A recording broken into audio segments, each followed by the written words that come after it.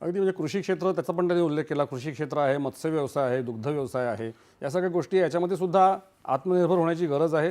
या बाबतीमध्ये आम्ही कुठल्याही प्रकारची तडजोड करणार नाही असं त्यांनी ठासून सांगितलं. नाही. जेणेकरून निर्यात शुल्काची झळ बसू नये म्हणून ह्या सगळ्या वस्तू आहेत या क्षेत्राशी संबंधित या भारतीयांनी आपण खरेदी कराव्यात असं काहीतरी त्यांचं त्याला मला वाटतं झालं असावी त्या गोष्टीची. कृषी क्षेत्राचं काय आहे की गेल्या काही वर्षांमध्ये कृषी क्षेत्रासमोर अनेक आव्हानं आहेत आणि इतकी आव्हानं असून सुद्धा आपण अनेक जी पिकं आहेत त्यांच्यावर भारत हा क्रमांक 1चा उत्पादक आहे.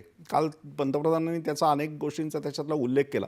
कृषी क्षेत्राची आता अडचण काय झाली आहे की मोदींनी सत्तेवर आल्यानंतर जे 3 कृषी कायदे करायचं असं ठरवलं होतं आणि ते मांडलेही होते संसदेत, ते आंदोलनामुळे मागे घ्यावे लागले किंवा ते स्थगित ठेवावे लागले.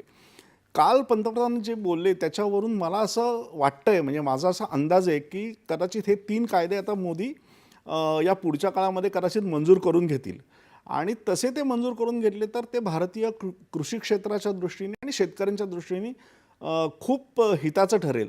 1-2 वाक्य फक्त सांगतो की 1991 साली ज्या वेळेला भारतामध्ये उदारीकरण सुरू झालं आणि एक नवं पर्व आलं आणि जे उद्योगाला आणि आर्थिक क्षेत्राला त्याचा चांगला संजीवक असा स्पर्श झाला.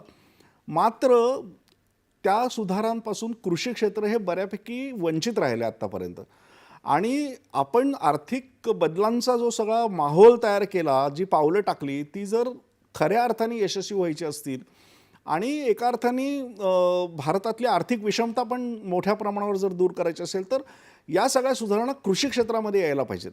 आणि कृषी क्षेत्र जेव्हा आपण असं म्हणतो त्याच्यात मत्स्य, ग्रामोद्योग, ह्या सगळ्या दुग्ध उद्योग किंवा दुधावर आधारित जे इतर सगळे उद्योग आहेत ते सगळे उद्योग हे सगळं त्याच्यामध्ये येतं. मेंढीपालन येतं, कुक्कुटपालन येतं, हे सगळं येतं. या सगळ्या क्षेत्राचं एक नवसर्जन होण्याची गरज आहे.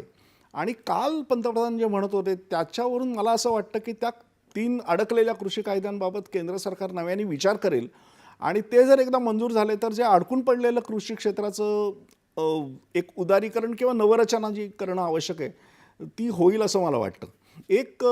एक मुद्दा आणखीन पटकन सांगतो, तो म्हणजे